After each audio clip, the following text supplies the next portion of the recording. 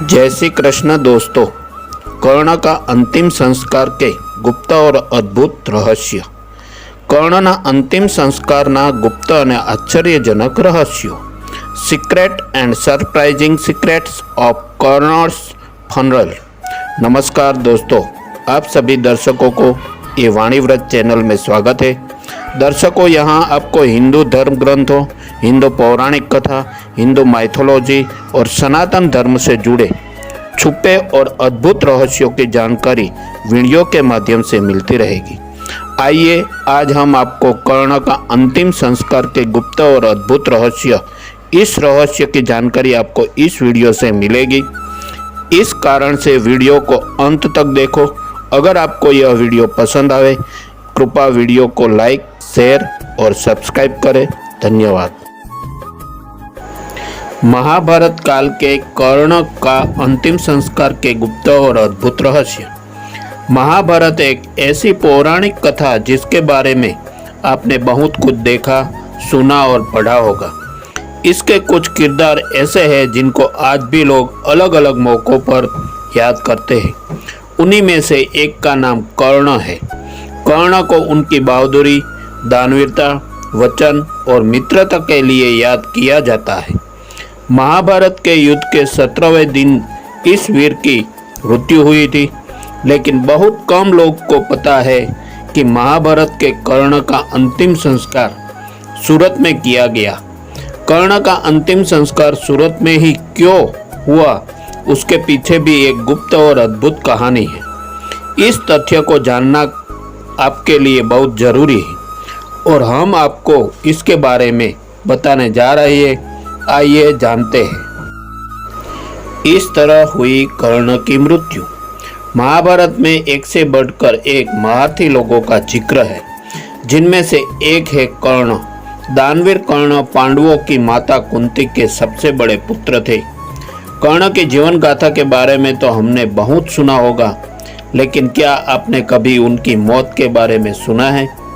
जब महाभारत का युद्ध चल रहा था और अर्जुन और कर्ण के बीच युद्ध चल रहा था, तब कर्ण के रथ का पहिया जमीन में धंस गया।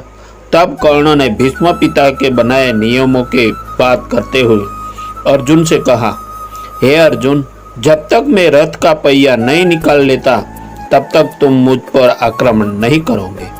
यह सुनकर अर्जुन रुक गया। तब भगवान कृष्ण ने कहा, हे अर्जुन, तुम क्यों रुके? तीर मारो। जब अर्जुन ने कहा कि वह युद्ध के खिलाफ है, तब भगवान ने कृष्ण ने याद दिलाया कि अभिमन्यु एक अकेले योद्धा से लड़ रहा था।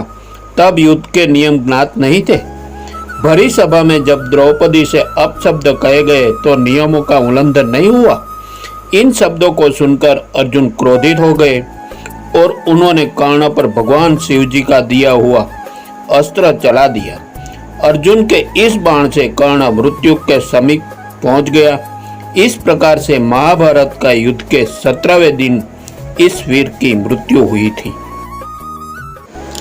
कर्ण एक महान महारथी योद्धा, इसके अलावा महान दानवीर था। जब कर्ण अपनी मृत्यु की प्रतीक्षा कर रहा था, तब भगवान कृष्ण ने कर्ण की परीक्षा लेने का विचार किया।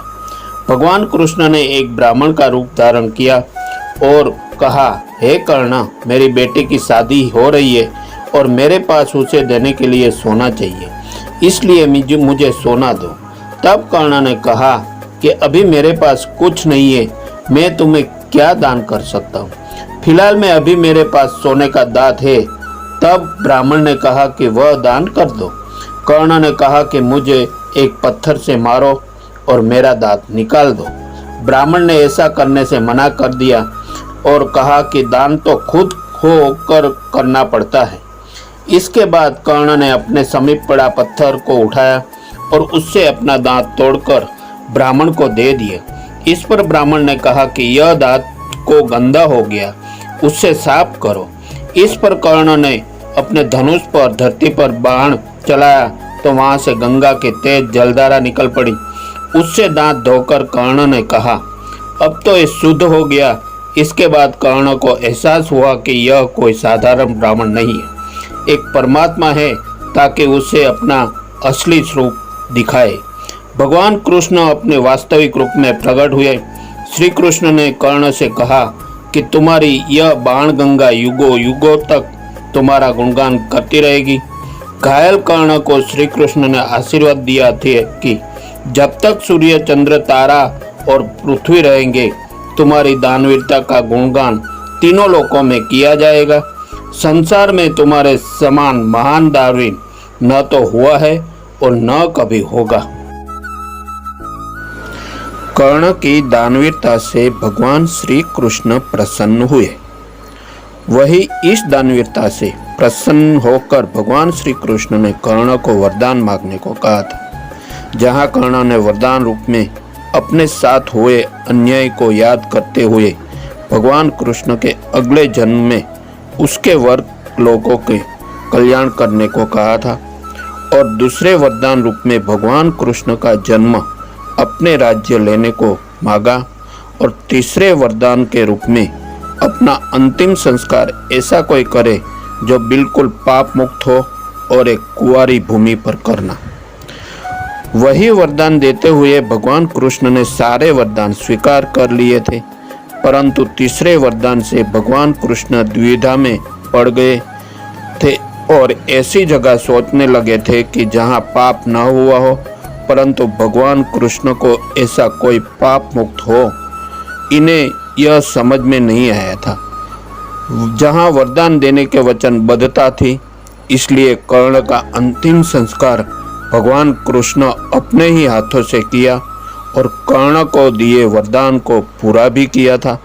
वही इस तरह दानवीर कर्ण का अधर्म का साथ देने के बावजूद भगवान कृष्ण के कर्ण का अंतिम संस्कार कर उनकी वीर गति के साथ वैकुंठ धाम भी भेजना पड़ा था। कर्ण का एक ही जमीन और बाण पर हुआ था दाह संस्कार। मान्यता है कि अंतिम संस्कार एक कुंवारी भूमि पर करना था। भगवान को पूरी पृथ्वी पर भूमि का कोई ऐसा टुकड़ा नहीं मिला जहां पहले किसी व्यक्ति का दाह संस्कार न हुआ हो। काफ़ी तलाश के बाद उन्होंने केवल गुजरात का सूरत शहर में ताप्ती नदी के किनारे एक ही जमीन ही ऐसी मिली जहां पहले कभी किसी का दाव सौदाव नहीं हुआ था।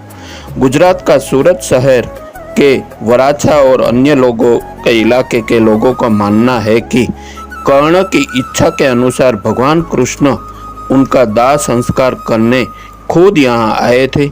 यहाँ एक ही भूमि पर शव रखना असंभव था। ऐसे में भगवान कृष्ण ने उस भूमि के टुकड़े पर पहले एक बाण रखा, उसके बाद उस पर कर्ण का शरीर को रखकर दाह संस्कार किया था। इस जगह को अब लोगों ने तुलसी बड़ी मंदिर के रूप में पहचानते हैं।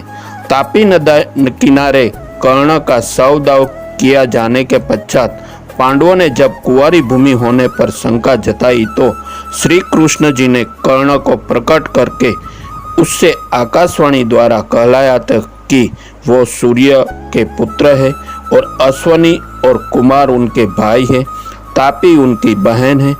उनका अग्निदाह कुंवारी भूमि पर ही किया गया है। पांडवों ने कहा, हमें तो पता चल गया है, परंतु आने वाले युगों को कैसे पता चलेगा। तब भगवान कृष्ण ने कहा कि यहाँ पर 3 पत्तों का वट वृक्ष होगा जो ब्रह्मा, विष्णु और महेश का प्रतीक रूप होगा। 3 पत्ता वड मंदिर में सबसे बड़ा रहस्य। इस मंदिर में बड़ी संख्या में लोगों दर्शन करने आते हैं। मंदिर परिसर में ही एक गौशाला है जहां गायों की सेवा की जाती है। इस मंदिर को लेकर लोगों में काफ़ी श्रद्धा है। इस मंदिर को तुलसी बड़ी मंदिर भी कहा जाता है। यहाँ 3 पत्ता वड का एक मंदिर भी है। दरअसल यहाँ बरगद का एक पेड़ है जिसके बारे में कहा जाता है कि यह हजारों साल पुराने हैं, लेकिन इस पर आज तक सिर्फ 3 पत्ते ही आए हैं। हैरानी की बात यह है कि 3 पत्तों आज भी हरे भरे हैं। अमावस और पूर्णिमा के मौके पर यहाँ बड़ी संख्या में श्रद्धालु आते हैं। फ्रीक्वेंटली आस्क्ड क्वेश्चंस, अक्सर पूछे जाने वाले प्रश्नों। दोस्तों, महाभारत के युद्ध के 17वें दिन इस दानवीर कर्ण की मृत्यु हुई थी और कर्ण का अंतिम संस्कार का रहस्य की इस घटना के बारे में बहुत से मित्र प्रश्न पूछते हैं। उसका मैं यहाँ कुछ प्रश्न के बारे में कुछ समीक्षाएं पेश कर रहा हूँ।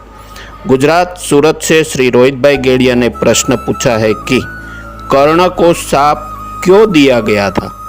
पृथ्वी देवी ने कर्ण को श्राप दिया कि उसके रथ का पहिया भूमि में घस जाएगा, जिसके कारण उसकी मृत्यु हो जाएगी।